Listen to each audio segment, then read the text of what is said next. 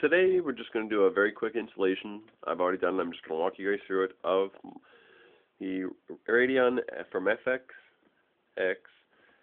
and it's the HD5870 on a GPU cooler, which is the Zalman VF3000A. There's a design flaw with these cards where the RAM sinks, some of them overheat and cause video distortion, so I'm kind of sick of that. I've got two of these cards that run in Crossfire, so I'm installing these coolers and hopefully it'll work. So firstly, when you start off, the card basically looks like this on the back. Okay, there's going to be 5 screw slots, which you can see right here. Just undo the screws, very simple. This other one here, there's going to be 4, and it's going to look like this. It's going to have a retention bracket on it. So you need a very small screwdriver. You undo the retention bracket, which looks just like this.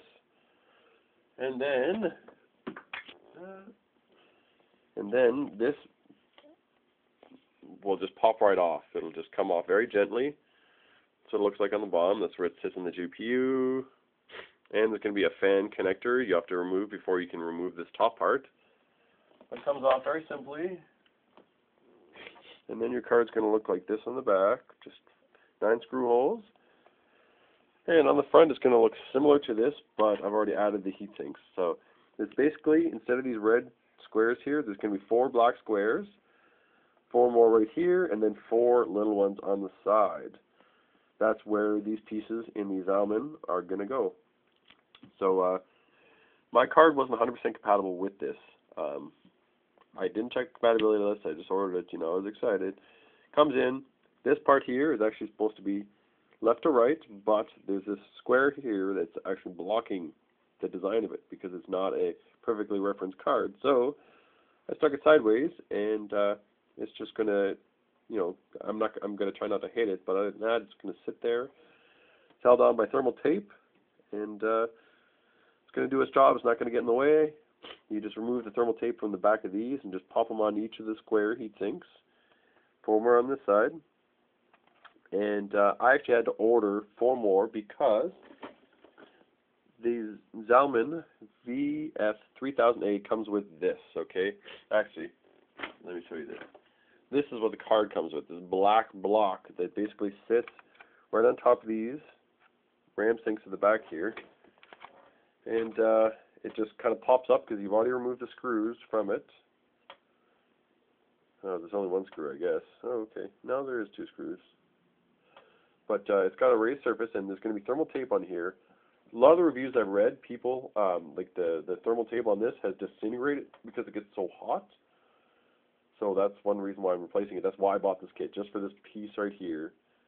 But the one they replaced it with has 3 screw holes, and it does not fit my card. Because my card only has 2 screw holes, and they're not in the right spots. So this will not fit. It's also very tight to get it in there too. Excuse me. So that will not fit. So I ordered, since I have 2 cards, I just ordered the VGA RAM heatsinks from Zalman. It's the ZMRHS1. And it basically just comes with 8 blue ones, which are the exact same ones that actually come in the kit. So I just put them over that instead, because they'll provide adequate cooling.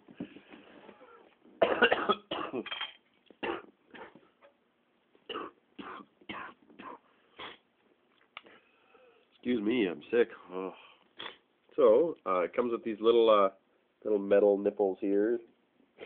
So you basically just screw it in. My card is the second slot. There's 3 slots screwed in. It's double-sided screwing.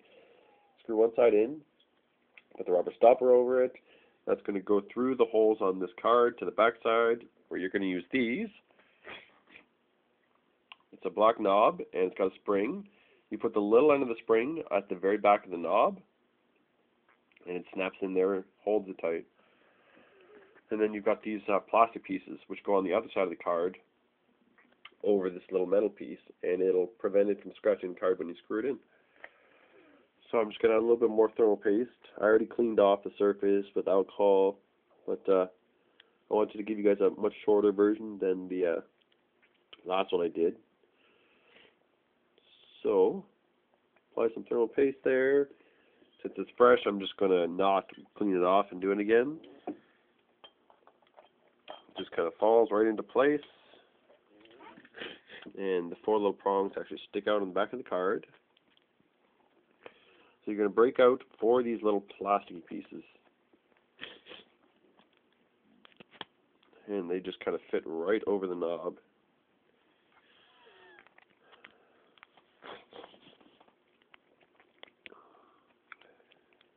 And they give you 2 extras, so that's awful nice of them. And then this black knob, when you put it over the little screw hole, you actually have to push down because it's got a spring, and you tighten it just a little bit. That way you can get the other ones on and it doesn't throw off the balance of the VGA cooler.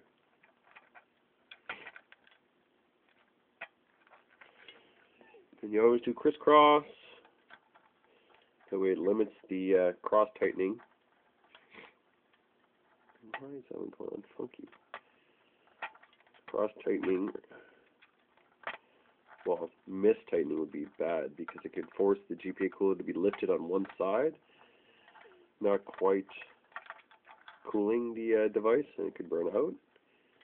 It's the same with, you know, if you get a CPU cooler or anything like that.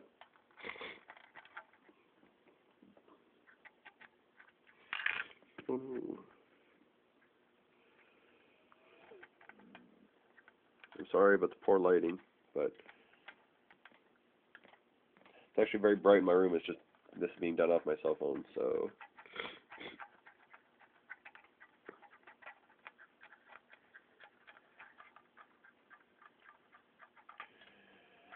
Tight, not too tight because you don't want to damage it. Now we did, on the little metal nipples that I showed you earlier, we did put the rubber stopper, so now the rubber stopper's flush against this board on the one side, and then the plastic's on the other side, so it's not scratching either side. So this is what it looks like. It's a little bit bigger than the stock cooler on it.